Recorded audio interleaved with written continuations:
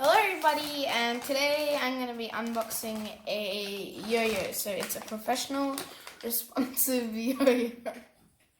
So basically I accidentally already opened it because I tried to do a video before but I messed up, like I failed. So it's already open. So I'm just going to pretend to cut it again. Okay, let's just say this is attached, okay? And then I'm just going to cut it. Okay, now it's open. So I haven't seen inside it yet. So, okay. That's actually pretty small. I thought the box would be bigger because it's a gigantic bag. Okay, let's open this. So it says Yo-Yo King on it.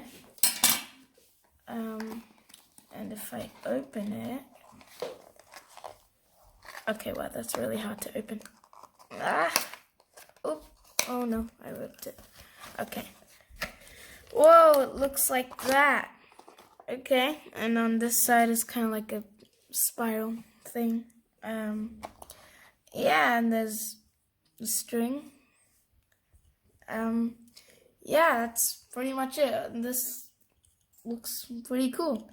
Yeah, when I spin it, I assume this is gonna do something or something. Yeah.